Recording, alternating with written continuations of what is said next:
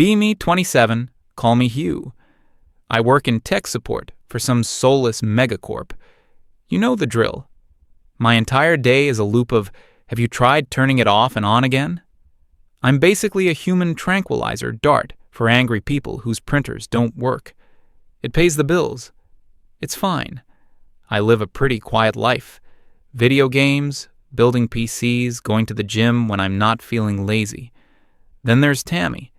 We've known each other since college. Must be close to a decade now.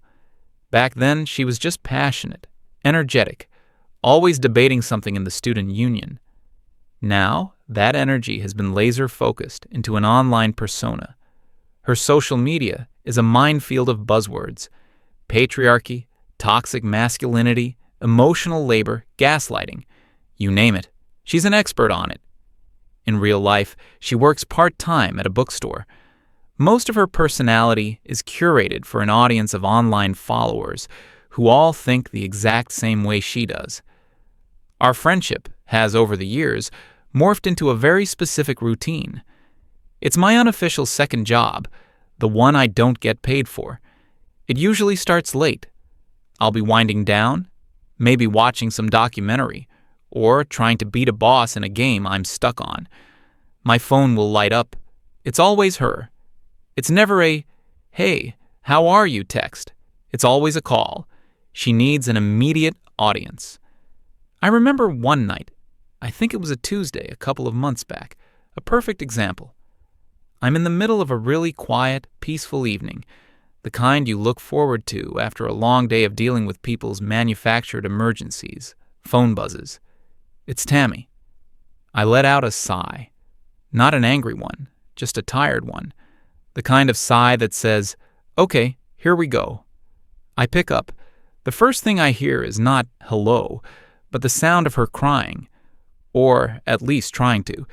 It's that dramatic, shaky breath kind of crying. Before I can even ask what's wrong, the monologue begins. It was about her boyfriend at the time. Let's call him Brad, because he was that type. Tattoos, motorcycle, perpetually unemployed, but finding himself. The source of 90% of her phone calls to me. This particular crisis was because she posted a long, elaborate story on her Instagram. It was a multi-part series of text screenshots and selfies about the daily struggles of being a woman in a patriarchal society. Brad had watched the entire story. The little icon said so, but he didn't reply to it. He didn't send a message saying, "Wow, that's so insightful," or "You're so strong." Nothing. To Tammy, this was an act of profound violence. She explained to me, in agonizing detail, how his silence was a form of passive aggression, how it was his way of invalidating her lived experience. She said it was a classic example of how men are taught to suppress emotional engagement, which makes them poor partners. I'm on the other end of the line listening to this. My monitor is on, showing the schematics for a new water cooling loop I was planning. I'm just nodding, saying, "Yeah," and "I see," and "That's rough," into the void. My job is to validate, to be the sounding board, to provide the emotional reaction that Brad failed to provide. The call went on for 47 minutes. I checked. She cried, she got angry, she deconstructed his entire personality based on this one non-action. She concluded that he was probably a secret misogynist who was intimidated by her strength. Finally, she seemed to run out of steam. She let out a big, theatrical sigh and said, "Thanks for listening, Hugh. You're the only one who gets it." She never once asked how I was doing or what I was up to. The call ended. I just sat there in silence for a few minutes. Then I went back to planning my water cooling loop. The next morning, I was scrolling through social media while my coffee brewed. I saw a new post from Tammy. It was a picture of a sunset with text overlaid on it. The text read, "A reminder to all my strong women. Do not perform unpaid emotional labor for men. Your energy is a precious resource. You are not his mother, his sister, or his therapist. Let them learn to deal with their own feelings." It had over 200 likes. All her friends were in the comments. Yas queen, and so true, and this is the message we all need. I just stared at the post. The irony was so thick I could feel it in the room. I had literally just clocked out of a 47-minute emotional labor shift for her less than 12 hours ago. But I didn't say anything. I just sipped my coffee and went to work. This was the pattern. A week later, Brad did something else. I think he liked another girl's photo on social media. Cue another late-night call. Another therapy session where I had to listen to her analyze the deep-seated psychological meaning behind a casual double tap on a screen. She insisted it was a micro-cheating event, that it was a manifestation of men's inability to be satisfied with one partner because of how society conditions them. I suggested maybe he just thought it was a nice photo. That was a mistake. She got defensive. She asked me why I was always taking the man's side. She said I had internalized misogyny that I needed to unpack. I learned my lesson. From then on, I just agreed. Yeah, you're right. Totally unacceptable. He should have known better. It was easier. It was like handling a difficult customer at work. Find the path of least resistance. Agree, validate, de-escalate, end call. It wasn't just Brad, though. It was everything. One time she called me furious because a male cashier at the grocery store told her to have a nice day.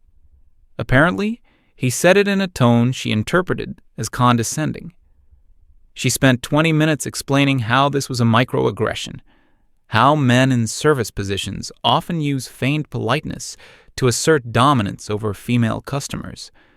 I just listened. I didn't tell her that my job is literally to be politely condescending to people all day long, regardless of their gender. I didn't tell her that the guy was probably just a tired cashier who wanted his shift to end. I just said, wow, that's messed up. There were times, very rarely, when I tried to turn the conversation around. I remember one day my boss had completely ripped into me for something that wasn't my fault. A whole server rack went down because another department messed up a software patch. I was the one on the phone with the client, so I got all the heat. I was feeling pretty down that evening. Tammy called, as usual, to talk about some fight she'd had with Brad. After she vented for about 15 minutes, there was a brief pause. I decided to jump in. Hey, I get it. I had a really brutal day at work myself. I started to explain what happened with my boss and the server rack. I got about 2 sentences in. Yeah, that sounds annoying. She cut me off. But is it as bad as being systematically silenced in your relationship? Your boss is just a workplace issue. This is about my fundamental worth as a person. And just like that, the conversation was back on her. My bad day at work was just an annoying little thing. Her drama with her boyfriend was an existential crisis of epic proportions. I just shut down. Yeah, you're right, I said. Tell me more about what he did. And she did, for another half an hour. Looking back, I don't know why I kept answering the phone. I guess a part of me still thought we were friends, that this was just a phase she was going through. I held on to the memory of the friend she used to be in college, the one who would actually ask about my life, the one who would listen. But that version of her was long gone, replaced by this caricature who saw every interaction through a single warped lens, a world where she was the perpetual victim and everyone else, especially men, was a potential antagonist. Except for me, of course. I wasn't a man. I was a utility. I was her designated emotional support system, a 24/7 hotline for her feelings. The hypocrisy became more and more glaring. She'd post on social media about how women are not rehabilitation centers for broken men. Then she'd call me to try and fix Brad, asking me to analyze his texts and tell her what she should say to him. She'd tweet about how men need to build stronger support networks with other men and stop relying on women. Then she'd call me, her male friend, because her female friends were apparently too busy, to listen to her complain for the 5th time that week about the same guy. I saw her friends' comments online. They were all about "yes" and "spill the tea." But I suspect that when it came to a 45-minute phone call at 11 p.m., they suddenly had other plans. So, that duty fell to me, the reliable one. Good old Hugh. He'll always pick up. The dynamic was solidified. I was the free therapist, and she was the patient who would never get better because she didn't want to. She thrived on the drama. It was the fuel for her online identity. Without a crisis, what would she post about? Without a villain, how could she be the hero of her own story? So Brad would mess up, she'd get her story, I'd be the ghostwriter for her feelings, and the cycle would repeat. I was becoming increasingly numb to it all. During her calls, my mind would just drift. I'd be thinking about code, or what to make for dinner the next day, or a movie I wanted to see. I had a whole set of automated responses. That's crazy. I can't believe he did that. You deserve so much better. It was like running a script. My job at the tech company was bleeding into my personal life. I was providing technical support for a person whose emotional hardware was permanently faulty, and there were no replacement parts. I just started feeling tired. A deep bone-weary exhaustion every time my phone buzzed with her name. I started thinking about just not answering, letting it go to voicemail. But then I'd feel a pang of guilt. What if this time it was serious? What if she actually needed real help? That's how they keep you on the hook. That little bit of doubt, that little sliver of loyalty to a person who no longer exists. The final few weeks before everything changed were particularly bad. Her and Brad were in a death spiral. The calls were happening almost every night. Each one was more frantic than the last. He wasn't texting back fast enough. He was being emotionally distant. He wanted a guy's night, which she was convinced was code for something nefarious. She wanted me to help her draft texts to him. She'd read me a message she was thinking of sending, and I was supposed to critique it. Does this sound too needy? Or does it sound like I'm setting a firm boundary? I'm a tech support guy. I fix firewalls. Now I was a relationship diplomat and a crisis negotiator. It was draining the life out of me. My own life was starting to feel gray and muted. My patience, which I get paid to have in abundance at my job, was running on fumes. I was just going through the motions. Work, gym, game, Tammy call, sleep, repeat. I was becoming a background character in her drama, an NPC who existed only to give the main character a specific dialogue option. I think I knew, somewhere deep down, that this couldn't last. Something had to give. A system under that much constant, one-sided pressure is bound to fail. I just didn't realize how spectacular that failure would be. It started, as these things often do, on a perfectly normal day. I went to work, dealt with my usual queue of tickets. I came home, cooked some food, and sat down to relax. I was actually feeling okay. It had been almost 48 hours since the last crisis call. A new record. I was starting to hope that maybe, just maybe, she and Brad had finally sorted things out, or broken up. Either would have been a relief. But the universe has a funny sense of humor. The calm was just the deep breath before the plunge. That evening, 2 things happened that would change everything. The first was a call, but it wasn't from Tammy. It was from my father. We don't talk on the phone much, usually just text. A call meant something was up. My stomach dropped a little when I saw his name. His voice was strained. He told me my mom had had a fall. She was in the hospital. They were running tests, but it might be serious. He didn't have many details. He just sounded scared. I felt the floor drop out from under me. My mom is my rock, the most stoic, unshakable person I know. The thought of her being hurt and vulnerable was shattering. I told my dad I'd be on the first flight out in the morning. We hung up, and I just sat there, frozen. The quiet of my apartment felt immense and deafening. My mind was racing with a million worst-case scenarios.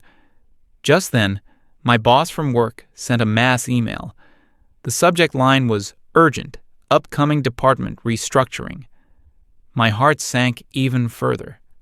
That's corporate speak for layoffs are coming. The email was vague, talking about increasing efficiency and synergizing our workflow. But we all knew what it meant. Our department had been underperforming for a while.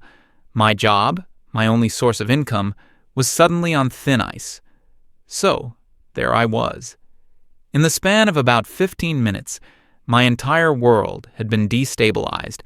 My mother was in the hospital. My job was about to disappear. I felt a pressure in my chest I hadn't felt in years. I was completely and utterly overwhelmed. I needed to talk to someone. I needed a friend.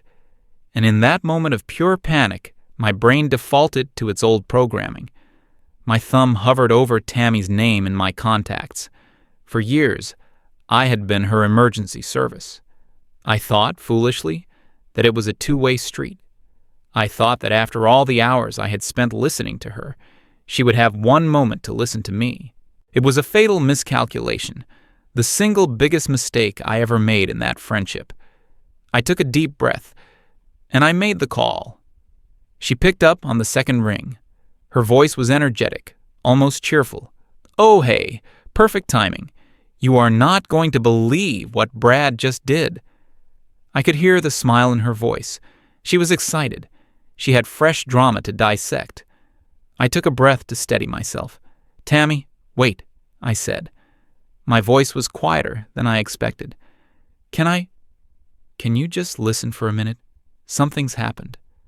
The shift in her tone was immediate. Her cheerful energy evaporated, replaced by a sigh of impatience. "Okay, what is it?" she asked. It was the voice of someone waiting for the boring prelude to be over so the main event could start. I told her everything. I told her about the email from my boss, the threat of layoffs, the anxiety of not knowing if I'd have a job next month. My voice started to shake a little when I talked about my mom. I told her about the fall, the hospital, the fear in my dad's voice.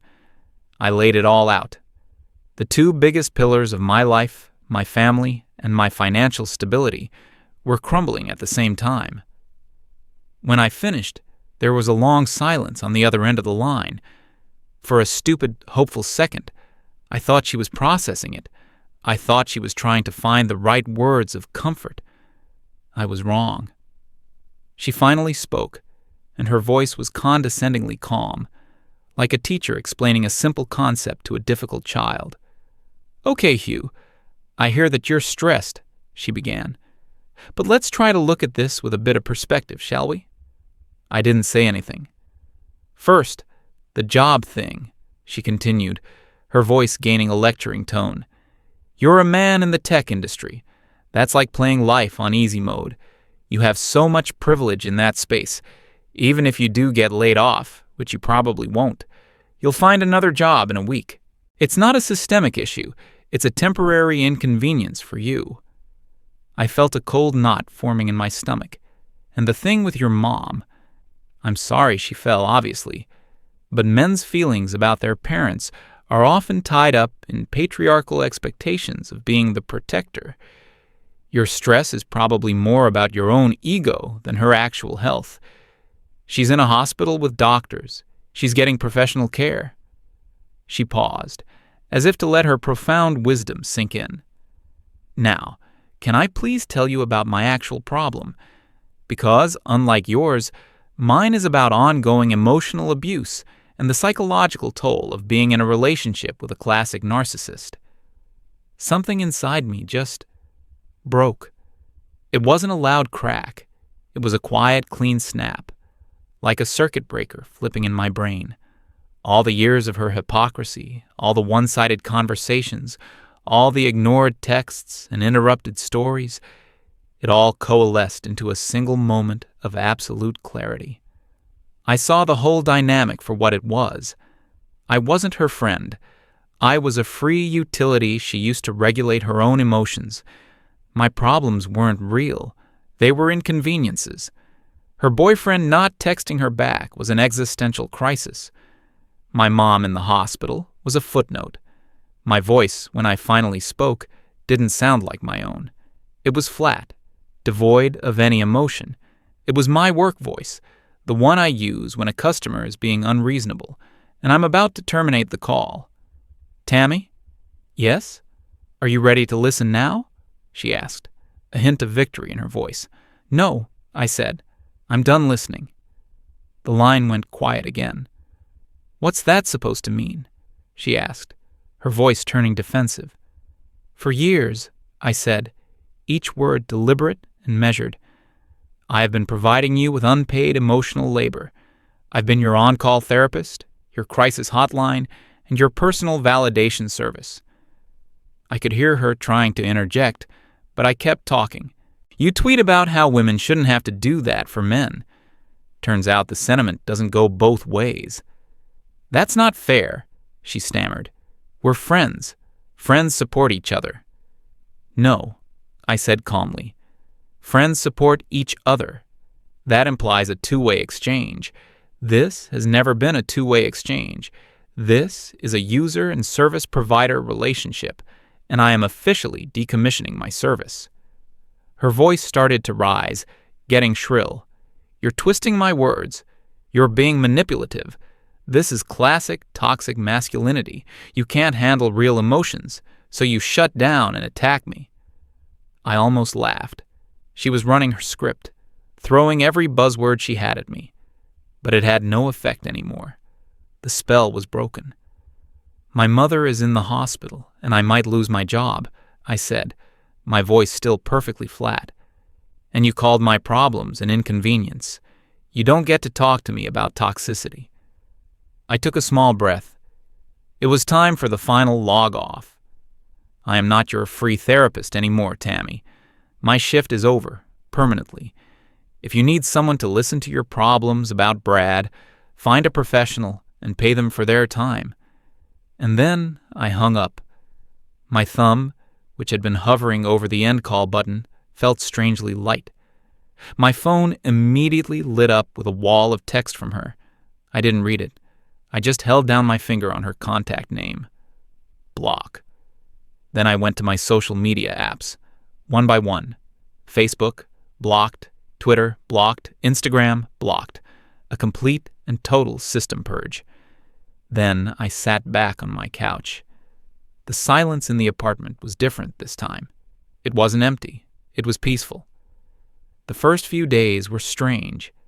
I kept expecting my phone to ring late at night. A part of my brain was still wired for the crisis alert. But it never came. The silence held, and with each passing day, a weight I didn't even realize I was carrying started to lift. It was incredible.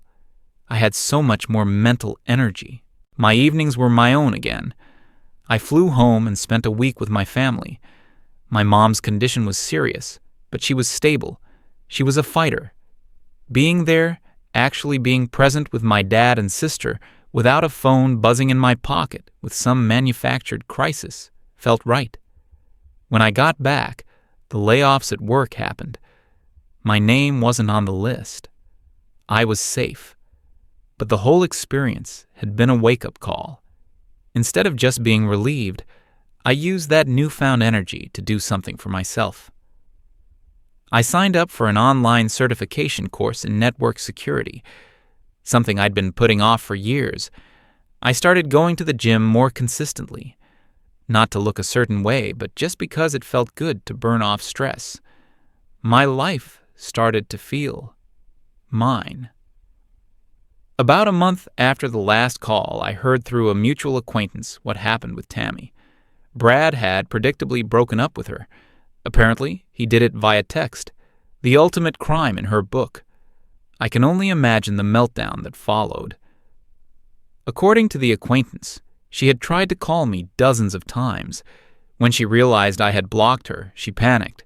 She turned to her online support system, her army of feminist friends who always liked her posts.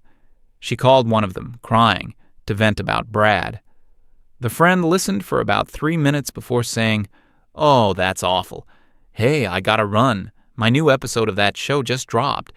But you're a strong woman. You'll get through it." And hung up. She tried another friend. This one gave her a bunch of generic empowerment slogans like, "You don't need a man to be happy," and then said she was busy with a yoga class. It turned out that her community was great at hitting the like button, but they had zero interest in actually doing the heavy lifting of a real friendship. They didn't want to be on the phone for an hour at 11 p.m. listening to someone cry. That was my job, and the position was no longer filled. She was left completely alone with her feelings for the first time in years. With no one to validate her outrage, it just fizzled out. She had no audience. The drama had no purpose. I didn't feel happy hearing this, but I didn't feel bad either. I just felt nothing. It was like hearing a weather report from a city I no longer lived in. A few more months passed. I finished my certification course and got a promotion at work with a significant raise. I was feeling good. I was focused. One afternoon, I think it was a Saturday, I was at a coffee shop working on a personal project on my laptop. The place was busy. I was meeting up with a colleague, a woman from the networking team, to brainstorm some ideas. We were just chatting, laughing about some stupid office drama. It was a normal, easy conversation, a two-way street. Then the door opened, and Tammy walked in. I didn't recognize her at first. She looked dull. Her hair was messy. She wasn't wearing any makeup, and her clothes were rumpled. The vibrant, loud persona was gone. She just looked tired and small. She saw me. Her eyes widened. She froze for a second. She saw me smiling, talking with another woman, looking happy and relaxed. I saw a flicker of something in her eyes. Shock, hurt, maybe even regret. She looked like she wanted to say something. She took a half step forward. Then she stopped. She just turned around and walked out of the coffee shop. I watched her go. My colleague asked if I was okay. "Yeah," I said, turning back to her. "Just fine." And I meant it. That night, out of some weird, morbid curiosity, I used a friend's phone to look at her social media. I was still blocked on my own. Her feed was different. The aggressive, angry posts were gone. They'd been replaced by vague, sad ones. Pictures of rainy windows and empty coffee cups. The last one, posted that afternoon, was a simple text image. It said, "It's a strange feeling when you realize you have no one to talk to." It had 2 likes, no comments. I handed my friend his phone back. I went to bed feeling nothing but a profound sense of peace. The user had finally learned that their system was incompatible with my hardware. The problem was resolved. The ticket was closed.